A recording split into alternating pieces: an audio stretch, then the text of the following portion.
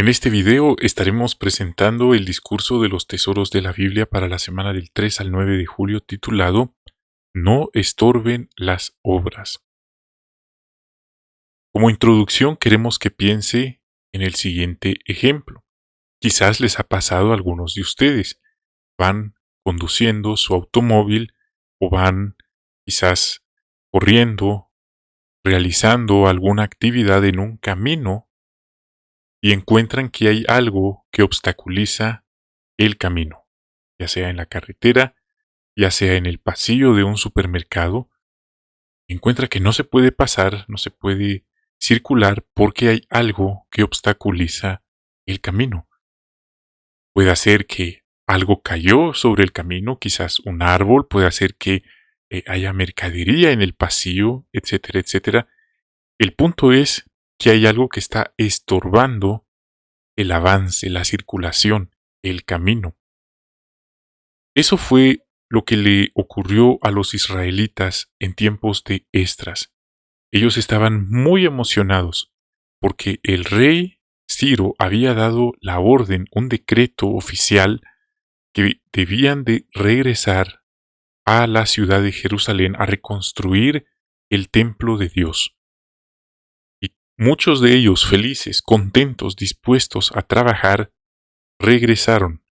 Pero de repente pasó algo que no esperaban. Hubo personas, tristemente vecinos malintencionados, que empezaron a estorbar esta reconstrucción, que empezaron a poner trabas a lo que era la reconstrucción del templo. Vamos a ver, por ejemplo, aquí en el libro de Esdras, capítulo 5, versículos 1 y 2. Luego el profeta Ageo y el profeta Zacarías, nieto de Idó, se pusieron a hablarles a los judíos que estaban en Judá y en Jerusalén en el nombre del Dios de Israel, quien estaba con ellos. Fue entonces cuando Zorobabel, hijo de Sealtiel, y Jesuá, hijo de Jehosadac, retomaron la reconstrucción de la casa de Dios que estaba en Jerusalén, y los profetas de Dios estaban con ellos ayudándolos. Notamos aquí que la reconstrucción se le presentó esta solicitud de anulación, esta prohibición, se interpuso ante el rey, en este caso Darío, para que él diera la orden de pausar o de anular esa reconstrucción.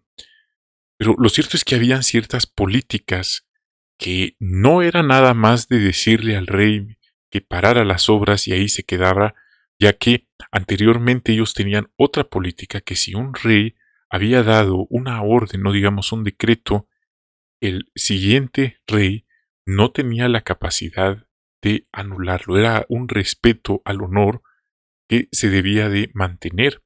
Así que, en este caso, como dije, personas malintencionadas con esa labiosidad, palabras melosas, y se acercaron al rey con esa melosidad y le hablaron mal de los judíos, le hablaron mal que ellos no pagaban tributos, impuestos, que eran rebeldes, que eran una amenaza y que por lo tanto lo mejor era cancelar esa reconstrucción. El rey se dejó llevar por esa primera impresión y vemos que les creyó y dio la orden de prohibir, de anular aquella reconstrucción. Sin embargo, hubo hombres que se levantaron para llevar la delantera. Estamos hablando de Josué y Zorobabel. Ellos, por así decirlo, se amarraron sus cinturones, pusieron manos a la obra. Y algo interesante, esto no fue un acto, por así decirlo, una sublevación, no fue una sedición, una desobediencia. Ellos tenían el respaldo de Jehová. Tampoco fue un acto como de desafiar a la autoridad y a ver qué ocurría después. Estaban como experimentando a ver qué pasaba. Tampoco era eso, ya que en ese momento el Espíritu Santo actuó en ellos, tenían a los profetas, quienes les dieron la confirmación que Dios estaba dando, por así decirlo, autorización para que ellos retomaran aquella reconstrucción. era algo legítimo. Desde luego, ¿por qué menciono esto? Porque nosotros podríamos pensar que fue nada más una emoción del momento y que hoy en día cualquiera puede pararse y, por así decirlo, llevarle, desobedecer una orden de una autoridad porque, eh, según está hermano o hermana, hay que obedecer primero a Dios. No estamos hablando de una acción similar. Es como si alguien durante el confinamiento hubiera insistido en tener las reuniones presenciales en modo secreto. Esto hubiera sido, no aplica, no está hablando de una situación así. Entonces, vemos que ellos tomaron la iniciativa, eran dos hombres responsables, tenían credenciales divinas de que contaban con el apoyo de Jehová. No fue una ocurrencia que se les ocurrió un día de retomar la reconstrucción y a ver qué pasaba, no se trataba de eso, y Jehová les dio confirmaciones. Desde luego, ¿qué hicieron los enemigos, los vecinos malvados, chismosos, que los habían ido a poner en mal ante el rey? Vamos a ver aquí en el versículo 3 de Esdras 5:3 dice: En aquel tiempo Tatenai, el gobernador de la región que está al oeste del río Éufrates, y Setar-Bozenai, sus compañeros, a donde estaban ellos, y les preguntaron: ¿quién les dio la orden de construir esta casa y terminar esta estructura? 17. Por lo tanto, si al rey le parece bien, solicitamos que se haga una investigación en el tesoro real que está en Babilonia y se compruebe si el rey Ciro dio la orden de reconstruir esa casa de Dios en Jerusalén. También solicitamos que se nos envíe la decisión del rey. Vemos aquí la altanería, el atrevimiento de ellos de llegar al grado de cuestionar lo que ya se había dicho anteriormente. Pero desde luego vemos aquí en la mano derecha, lado derecho, que Zorobabel, Josué y Zorobabel no se amedrentaron ni se dejaron intimidar. Ellos ya habían dado pasos definidos. Dice la Biblia que estaban en una posición en la que estaban poniendo manos a la obra. Mucho interés, estaban haciendo un trabajo bien hecho y vemos que no se dejaron intimidar. Siguieron trabajando y dejaron el asunto en manos de Jehová. Nuevamente, hermanos, hago la aclaración, esto no significa que nosotros vamos a pararnos ante una autoridad a desobedecer, un desacato, por así decirlo, porque según nosotros Dios tiene que hacer algo. No funciona así. Ahí estaríamos actuando por cuenta propia, atreviéndonos a hablar o a actuar en nombre de Dios cuando Él no nos ha dicho que hagamos una determinada cosa. Entonces eso no fue lo que hizo Josué y Zorobabel. Ellos, repito, tenían un canal de comunicación directo con Dios y sabían muy bien que si la política, en este caso de los persas, que no se podía revocar una ley establecida por un rey anterior, que eso fue lo que astutamente, de una manera muy baja, estos enemigos, estos vecinos chismosos, malvados, fue lo que hicieron. Y bueno, ¿qué pasó entonces? Bueno, vemos que estos vecinos se atrevieron a ir a molestarlos, a ponerlos en mal, a poner estorbos, sí, porque esto que el rey Darío hizo de ordenar que se suspendiera la reconstrucción, eso fue un estorbo. Por eso hasta hay refranes, dichos que dicen que más ayuda a quien no estorba, pero eso era lo que estaban haciendo estos vecinos malintencionados. Así que, ¿qué pasó? Notamos entonces que el rey Darío se volvió recurrente esto de las quejas hacia los judíos, esto de los reclamos, de los señalamientos, y lo que ellos no sabían era de que esta carta que habían escrito iba a revocar toda esa maldad que ellos deseaban hacia el pueblo judío. Vemos que el rey, junto con su equipo de secretarios, investigaron en sus archivos y encontraron, ¿sí? Ellos encontraron el decreto que se había olvidado por mucho tiempo, donde Ciro había dado permiso, era un decreto en realidad, para que los judíos reconstruyeran aquel templo. Así que, repito nuevamente, no era, no era procedente, era una, algo ilegal anular un decreto de un rey anterior. Por lo tanto, el rey Darío dio su aprobación. ¿Y qué le dijo a estos vecinos malvados, malintencionados, chismosos, calumniadores? Vemos aquí en el libro de Esdras 6, 7 y 8.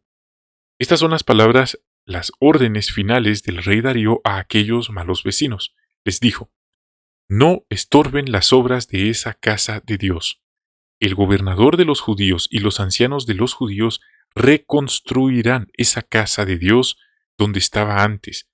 Además, para ayudar a estos ancianos de los judíos a reconstruir esa casa de Dios, les doy la siguiente orden: para que no se interrumpan las obras, deben pagarles de inmediato los gastos con los fondos del Tesoro Real procedentes de los impuestos de la región que está al oeste del río Éufrates. Imagine esta reacción. No solo sus planes de estos malvados quedaban cancelados, sino que ellos tenían que ayudarlos económicamente a los judíos, a quienes ellos aborrecían, a concluir o a costear esta reconstrucción. Seguro que les dio algo así como un ataque al corazón, que no podían creer lo que estaban escuchando, y las políticas por un desacato, por desobedecer una orden superior, eran severas, extremadamente severas, el que ellos, estos vecinos malvados, se atrevieran a desobedecer. Así que esto era un milagro, esto era algo sorprendente. Ellos no solo les estaba diciendo: déjenlos en paz, no estorben, salgan de allí. Y esta palabra estorbar puede sonar eh, tanto incómoda, pero la versión revisada dice así: no estorben. Eso fue el mensaje del rey: no estorben, sí, a estos judíos, déjenlos en paz. Y no solo eso, tienen que darles dinero y los materiales que necesitan.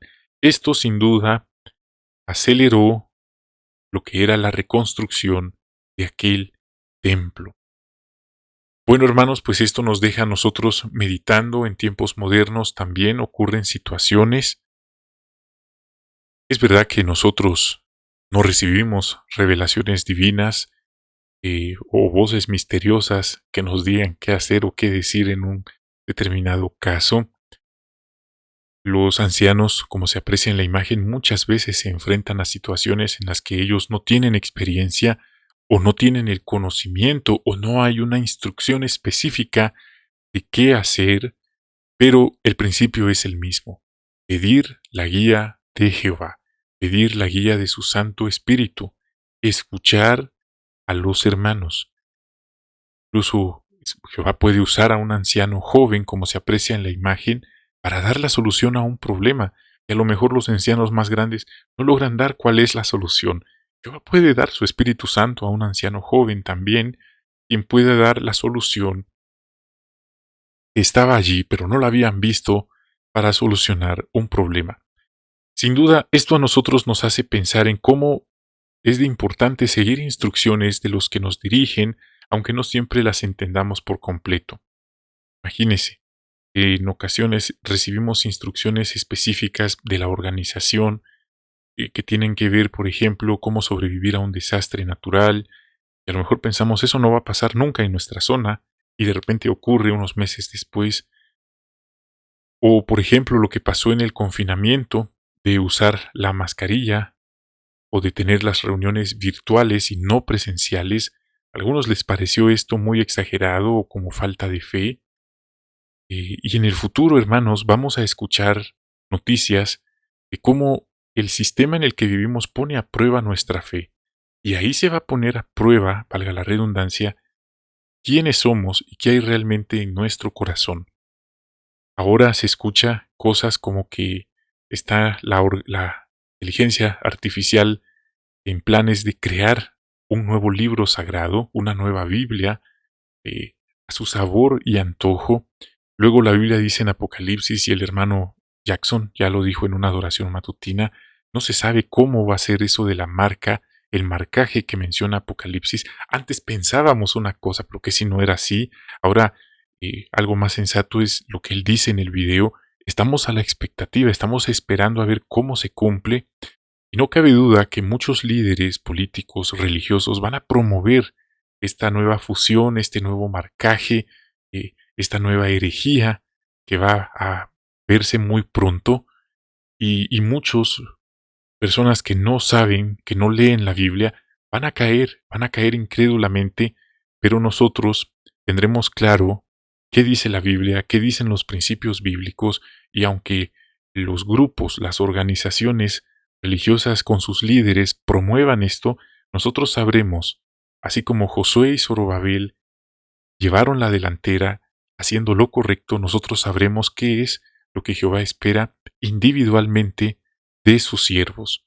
Así que, hermanos, meditamos en esto. Quizá en ese día, ese periodo, esto va a sonar exagerado, pero la Biblia ya lo había predicho, solo que algunos están durmiendo y por eso no se dan cuenta de lo que está pasando a nuestro alrededor.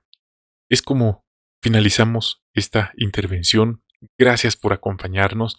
Les invito a suscribirse si aún no lo han hecho, a compartir este video, a dejar su like. Y ahora quiero enviar algunos saludos a algunos hermanos que nos han escrito. Ellos son Natividad Flores, Hilda Torres, Teresa Martínez, Arturo Olvera, Mila Urbina, Matilde López. Aquí nos escribe, pero solo dice user KC1 UY 8MT 8W. Pero gracias por su comunicación. Emilia Duarte también, gracias hermana. Imelda González, tenemos un cordial saludo. Rosa Pacheco, Blanca Nélida Centurión, de Argentina. Williams Daniel Coimbra. Esperamos que disfruten su asamblea. Bendiciones. José Fernández de Chicago. De Venezuela nos saluda Margarita López también. Fabiola Salinas. Muchas gracias, hermana, allá en Pachuca, Hidalgo. Nancy Arroyo. Zenaida Silva. María González. María Basurto también.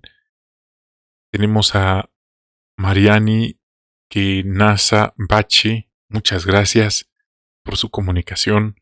María Campos. María Rebeca Campos. Germán Vega de Colombia. Carlos Mario Acevedo. Josefa Beriche. Muchas gracias. José Luis Jiménez Trujillo. Delia Aular de Venezuela. Narcisa Montes Tomola. Nesti Díaz.